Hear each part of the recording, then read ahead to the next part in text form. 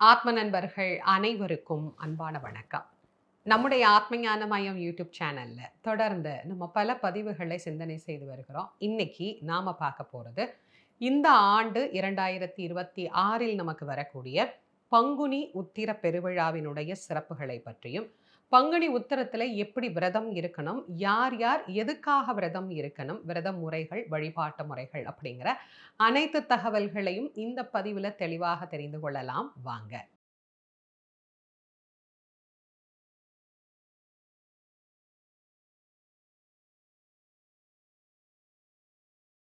வழிபாடுகளிலேயே சில வழிபாடுகளை பற்றி நாம் சொல்லுகிற போது, அநேகமான விஷயங்கள் அந்த ஒரு நாள்ல நடக்கும் அப்படின்னு நம்ம பார்த்துருக்கிறோம். அதுல ஒன்று தான் பங்குனி உத்திர திருநாள். இந்த பங்குனி உத்திர விரதம் அப்படிங்கிறத கல்யாண விரதம் அப்படின்னு கூட சொல்லலாம். பல தெய்வீக திருமணங்கள் நடைபெற்ற ஒரு அழகான, அற்புதமான விரத நாள் அப்படின்னா, அது பங்குனி உத்திர விரத நாள் அப்படின்னு சொல்லணும்.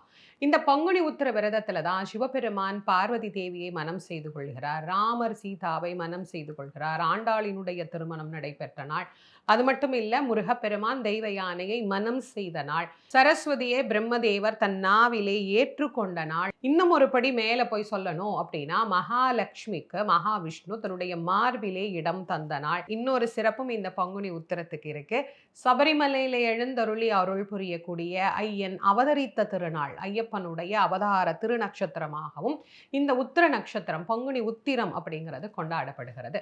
இவ்வளவு சிறப்பு பெற்றது பங்குனி உத்திர திருநாள். இன்னும் நிறைய இருக்கு. நான் கொஞ்சம் தான் உங்களுக்கு சொல்லியிருக்கேன். இது கல்யாண விரத நாள் அப்படிங்கிறதுனால, கல்யாணம் ஆகணும் அப்படின்னு காத்திருக்கக்கூடியவர்களுக்கு இது ஒரு வரப்பிரசாதமான நாள். திருமணம் நல்ல முறையில நடக்கணும். இப்போ வாழ்க்கையில ஒவ்வொருத்தருக்கும் ஒரு ஒரு பிரச்சனை இருக்குங்க. பிரச்சனை இல்லாத மனிதர்கள் இந்த உலகத்துல யாருமே கிடையாது. இது எல்லாருக்கும் தெரிஞ்ச விஷயம் தான். ஆனா இந்த பிரச்சனையிலேயே நமக்கு பிரச்சனை இருக்கோ இல்லையோ, நம்மள ஒவ்வொருத்தரும் சில விஷயங்கள் கேட்கும்போது அது நமக்கு ரொம்ப பெருசா தெரியும். நம்ம பையனுக்கு ஒரு 26, 27 வயசுல கல்யாணம் பண்ணலாம். பொண்ணுக்கு ஒரு 24, 25 வயசுல கல்யாணம் பண்ணலாம்னு நம்ம நினைச்சிட்டு இருப்போம். ஆனா நம்மள சுத்தி இருக்கிறவங்க 21 வயசுலயே ஆரம்பிச்சுருவாங்க.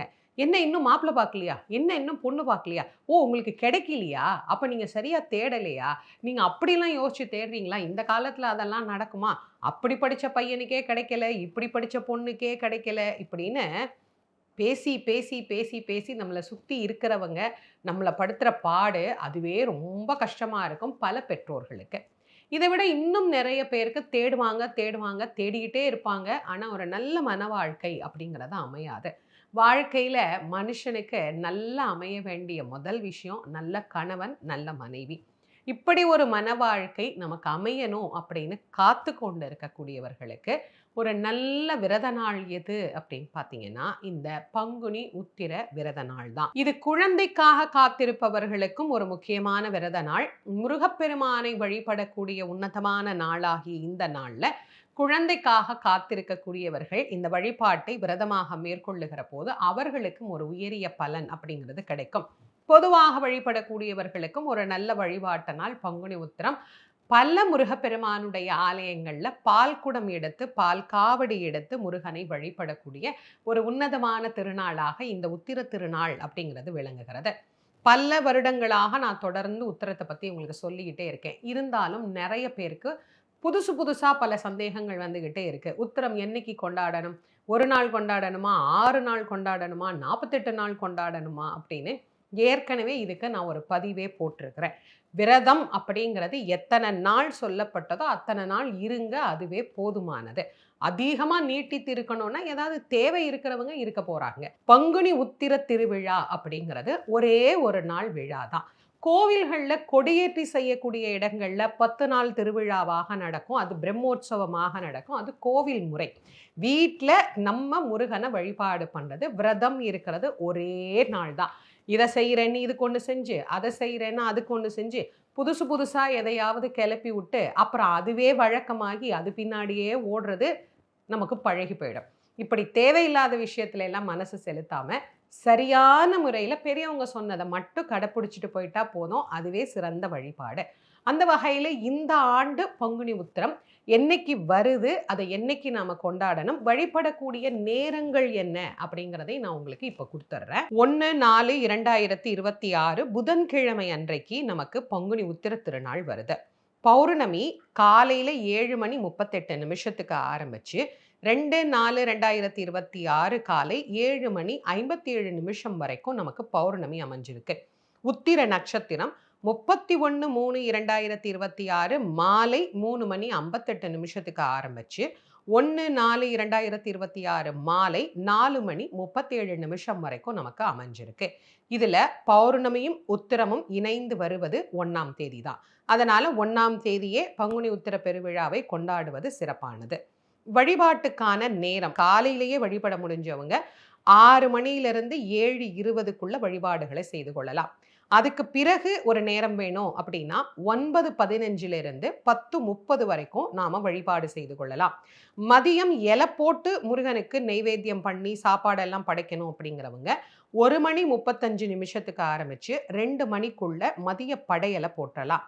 மதியம் எங்களுக்கு நேரமே இல்லம்மா, மாலையில தான் வழிபட முடியும் அப்படிங்கிறவங்க, மாலையில உத்திர நட்சத்திரம் இல்ல, இருந்தாலும் நமக்கு பௌர்ணமி இருக்கு. அதனால 6 மணிக்கு மேல உங்களுடைய வழிபாட்டை செய்து கொள்ளலாம். இப்ப நேரத்த பத்தின முழு விளக்கமும் உங்களுக்கு நான் குடுத்திருக்கேன். இதுல நிறைய நேரங்கள் குடுத்திருக்கேன். உங்களுக்கு எது சௌகரியமான நேரமோ அந்த நேரத்த நீங்க தாராளமாக பயன்படுத்திக் கொள்ளலாம். அதுக்கு தகுந்த மாரி உங்களுடைய வழிபாட்டை நீங்கள் சரி செய்து கொள்ளலாம். 1.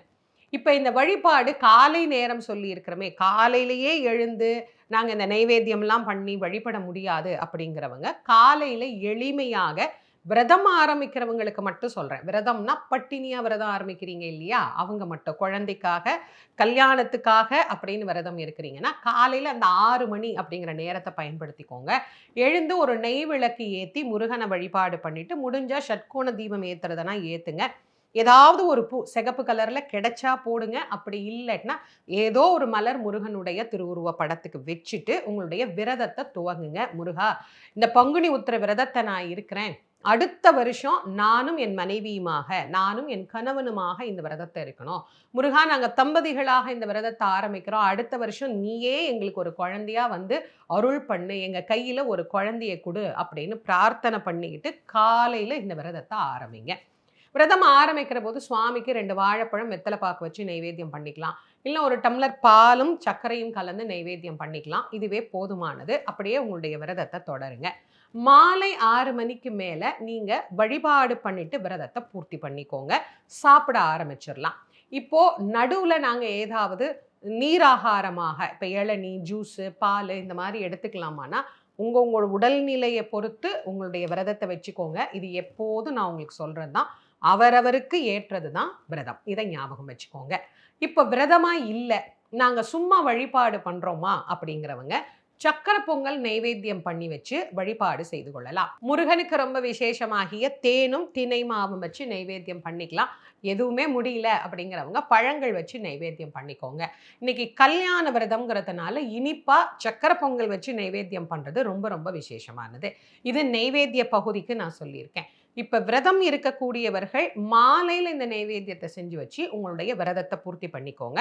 மத்தவங்க நான் சொன்ன எந்த நேரத்தை வேணாலும் நீங்க பயன்படுத்திக்கலாம்.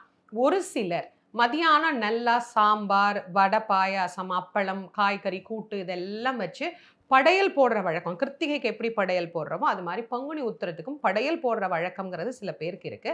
அவங்க இந்த மதியான நேரத்தை நீங்க பயன்படுத்தி கொள்ளலாம். இதுல பால் குடம் எடுத்து பக்கத்துல இருக்கிற கோவிலுக்கு போய் முருகனை வழிபாடு செய்யக்கூடியவங்க காலையிலிருந்து விரதமா இருந்து தான் பால் குடம் எடுப்பீங்க. அதனால பால் குடம் எடுத்து முடிச்ச உடனே உங்களுடைய விரதத்தை பூர்த்தி செய்து கொள்ளலாம். நிறைய பேர் இது பத்தி போன வருஷமே கேட்டிருந்தீங்க. அதனால அதை நான் உங்களுக்கு சொல்லிட்டேன். பால் குடம் எடுக்கிற வரைக்கும் விரதம் இருப்பாங்க. அதுக்கப்புறம் நீங்க இந்த விரதத்தை பூர்த்தி செய்து கொள்ளலாம். இப்படி விரதம் இருக்கக்கூடியவர்கள் இந்த முறையை கடைபிடிங்க. என்ன படிக்கணும்? எப்போதும் நான் சொல்றதான் திருப்புகழ் படிங்க, கந்தர் அலங்காரம் படிங்க, அனுபூதி படிங்க. அருணகிரிநாத சுவாமிகள் அருளி செய்த அத்தனையும் இது போன்ற சிறப்புக்குரிய நாட்கள் அல்ல. அன்றாடமே முருகனுக்கு நாம வழிபாட்டுக்கு பயன்படுத்தக்கூடிய மந்திரங்களாகத்தான் நமக்கு அமைஞ்சிருக்கு. ஏற்கனவே முருகனுக்காக சொல்ல வேண்டிய மந்திரங்கள் அப்படின்னு எளிமையா நான் ஒரு 8 பாட்டு உங்களுக்கு குடுத்துருக்கேன். அத கூட நான் கீழ டிஸ்கிரிப்ஷன் பாக்ஸ்ல சேர்க்கிறேன். அத நீங்க படிங்க. குழந்தைக்காக காத்திருக்கக்கூடியவர்கள், "செகமாயை உற்று கணவாழ்வில் வைத்த திருமாது கர்ப்பம் உடலேறி" அப்படிங்கிற திருப்புகழ் படிங்க. அதே மாரி கல்யாணம் ஆகணும் அப்படின்னு காத்திருக்கக்கூடியவர்கள், "விரல் மாறனைந்தும் மலர்வாழி சிந்த மிகவானிலிந்து வெயில் காய" அப்படிங்கிற திருப்புகழ பாராயணம் பண்ணுங்க. யார் யாருக்கு என்னென்ன தேவைகள் இருக்கோ, அந்த தேவைக்கு ஏற்றார் போல உங்களுடைய வழிபாட்டை இறைவன் முன்னாடி சொல்லி வழிபட்டு, இந்த பங்குனி உத்திர பெருநாள சிறப்பாக நாம கொண்டாடலாம். அடுத்தது தானம். எப்போதும் நான் சொல்ற விஷயம் தான், அன்னதானம் செய்யுங்க. பங்குனி உத்திரத்துக்கு ரொம்ப விசேஷமா விசிறி தானம் பண்ணுவாங்க, செருப்பு தானம் பண்ணுவாங்க, கொடை தானம் பண்ணுவாங்க. இதெல்லாம் எதுக்காக அப்படின்னா, அந்த காலத்துல வெயில்ல வந்து நிறைய மக்கள் துன்பப்படக்கூடாது. ஏன்னா, இந்த வெயில் காலத்துல பங்குனி உத்திரத்துல தான் பால் குடம் எடுத்துட்டு போவாங்க. அப்படி எடுத்துட்டு போற மக்களுக்கு அந்த நேரத்துக்கு ஏற்பட்ட தேவையான பொருட்கள் குடுக்கணும்னு விசிறி குடுப்பாங்க, கொடை குடுப்பாங்க, நீர்மோர், பானகம் இதெல்லாம் தானம் பண்ணுவாங்க. அதனால இத தானம் செஞ்சா இந்த பாவம் போகும், அத தானம் செஞ்சா அந்த பாவம் போகும் அப்படிலாம் நீங்க நினைக்காதீங்க. தானங்கள் எதற்கு செய்வது அப்படின்னா, பிறருக்கு ஈகை குணத்தோடு, ஒரு உயர்ந்த தர்ம சிந்தனையோடு ஒரு பொருள நாம குடுக்கிற போது, நம்முடைய குணங்கள் மேம்பட ஆரம்பிக்கும். பாவ எண்ணங்கள் நமக்கு குறைய ஆரம்பிக்கும். பாவ செயல்கள் நமக்கு குறைய ஆரம்பிக்கும். அதனால இத பண்ணா இது கிடைக்கும், அது பண்ணா அது கிடைக்கும் அப்படின்னு எதிர்பார்ப்போடையே இதுக்காக இது, இதுக்காக இது அப்படின்னு பக்தி இருந்துறக்கூடாது. உண்மையான ஆத்மார்த்தமான அன்போட நீங்க என்ன தானம் பண்ணாலும் அதை இறைவன் ஏற்றுக்கொள்வார். ஒரு 2 பேருக்கு சாப்பாடு வாங்கி குடுங்க. அதுவே நம்மளால முடிஞ்ச ஒரு பெரிய விஷயம் அப்படின்னா, முருகப்பெருமான் அதை நமக்கு மகிழ்ச்சியாக ஆசீர்வாதம் பண்ணி, நம்ம வேணும் அப்படின்னு நினைக்கக்கூடிய நல்ல வரங்களை அவர் அருள்வார். இந்த நாள்ல எல்லா தெய்வங்களையும் வழிபடக்கூடிய ஒரு சிறப்பு அப்படிங்கிறது அமைஞ்சிருக்கு. இது ஒரு முழுமை பெற்ற நாள். பௌர்ணமி அப்படிங்கிறது ஒரு முழு நாள். எப்பவுமே பார்த்தீங்கன்னா, நம்ம வீட்ல அரிசி நெறைய இருக்கு, பருப்பு நெறைய இருக்கு, அடுப்படியில இருக்கிற சாமானெல்லாம் நிறைஞ்சிருக்கு அப்படின்னா, அம்மாக்கு ஒரே சந்தோஷமா இருக்கும். அப்பாக்கு கை நிறைய காசு இருக்கு, பிள்ளைங்க எது கேட்டாலும் நம்மளால வாங்கி குடுக்க முடியும் அப்படிங்கிற ஒரு திருப்தி இருந்தது அப்படின்னா, அவருக்கு அது பெரிய சந்தோஷம். எல்லாருக்குமே நிறைவாக இருப்பது ஒரு மகிழ்ச்சியை தரும். அதுதான் பௌர்ணமி. பௌர்ணமி ஒரு நிறைந்த நாள். முழுமை பெற்ற நாள். அதனால இந்த முழுமை பெற்ற நாள்ல நாமும் நம்முடைய வாழ்க்கை தேவைகளையும், தெய்வீக சிந்தனைகளையும் முழுமையாக வைத்துக் கொண்டோம் அப்படின்னு சொன்னா, அது கண்டிப்பாக நல்ல பலன்களை பெற்றுத்தரக்கூடிய வழிபாட்டு நாளாக மாறும். இந்த பங்குனி உத்திர பெருவிழாவ எல்லாரும் ரொம்ப சந்தோஷமா, மகிழ்ச்சியா கொண்டாடி முருகப்பெருமானுடைய அருளை பரிபூரணமாக பெற்று மகிழணும் அப்படின்னு உங்கள் அனைவருக்கும் அன்போடு இந்த தகவலை குடுத்ததுல எனக்கு ரொம்ப ரொம்ப சந்தோஷம். இந்த பதிவ உங்களுடைய நண்பர்கள், உற்றார் உறவினர்களோட பகிர்ந்து கொள்ளுங்க. நம்முடைய ஆத்மஞான மையம் யூடியூப் சேனல இதுவரைக்கும் நீங்க சப்ஸ்கிரைப் பண்ணலைன்னா பண்ணிக்கோங்க. மீண்டும் மற்றும் ஒரு சிறப்பான பதிவில் உங்கள் அனைவரையும் சந்திக்கும் வரை, உங்கள் அனைவருக்கும் நன்றியும் வணக்கமும் கூறி விடைபெறுவது திருமுருக வள்ளல் வாரியார் சுவாமிகளின் மாணவி தேசமங்கையர்க்கரசி. நன்றி, வணக்கம்.